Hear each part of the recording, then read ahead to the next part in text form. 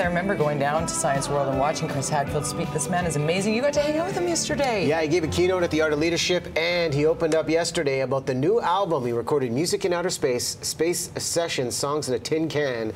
Here's how you make it happen. In space. Outside of planet Earth. First recording from space station.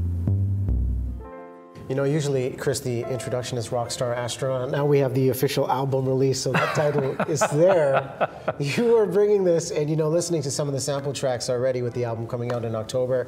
This is the real deal. You are playing, or you did play and record music in outer space. How do you even begin to approach pulling that off? And I wrote a lot of the music up there as well. Some of the songs, I think, like any musician, you know, you've got partially written songs in your head all the time. And so some of them I finished up there, and some of them I just wrote from scratch. You know, someday on the space station I was thinking about these words and floating back into my little sleep pod, scribbling down a few words, floating back to work again.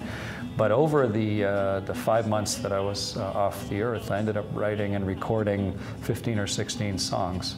But I didn't even know what I was going to do with them, really. I thought, I'm an astronaut, but I'm also a musician. I'm up here, I should try and see what I come up with.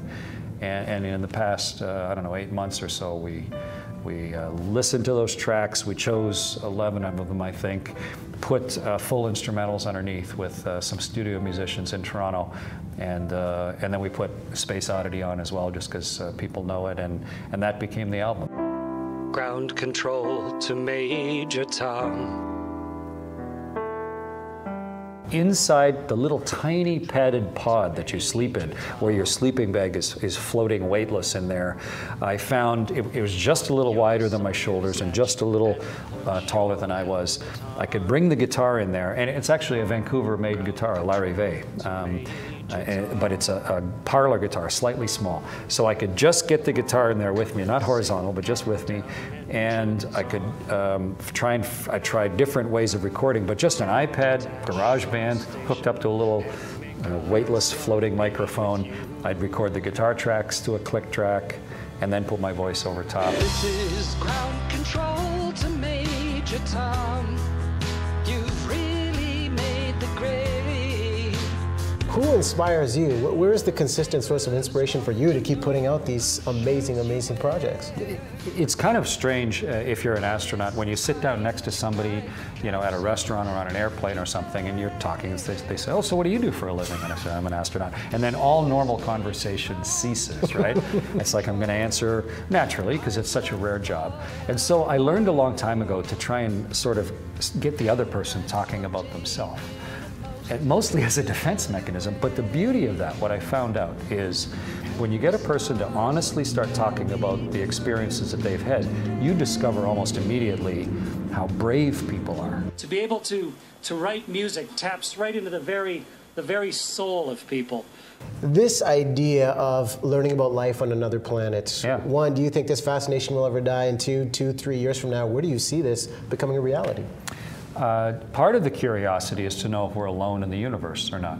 And people always imagine they see aliens, and every time you see something in the sky you don't understand, we call it an unidentified flying object, but we immediately think it's unidentified. It must be, you know, intelligent life from another solar system or something. It's a real fundamental fascination with people, which is natural. And that's part of the spur of exploration, to try and see things we don't understand, and then to try and maybe get a better picture of ourselves by exploring them. And that's at the core of space exploration. It's what drove us, you know, back in the early 60s to go to the moon. It's why we have rovers on Mars. It's why we just blasted past Pluto. But we've sort of looked everywhere now. We've gone and run some little probes, and now it's kind of a question of where do we go? You know, now that we've got sort of a good inventory of the options, what makes sense? What's affordable for us? What's worth balancing with everything else that society does?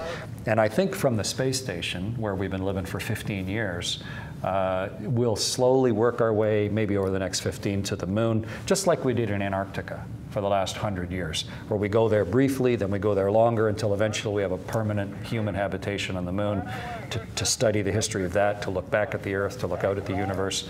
And then eventually we'll have invented enough things to go further and maybe, you know, emulate what Matt Damon's pretending to do in the movie The Martian, and that is take that natural human necessity to explore and the best of our technology, and then let it take us to as far as we can so that we can then really get a perspective of who we are. You could see our nation from the International Space Station. Talented, brilliant, personable, kind, thoughtful, and fearless. So fascinating. You know, we'll put that whole interview up online at btvancouver.ca for the BT Extra. But he said he loved Matt Damon in The Martian, which comes out early October, and October 9th, the album, Chris Hadfield, the musician, the Rockstar Astronaut, songs in a tin can, Space Sessions, will be out early October. Getting that on my playlist.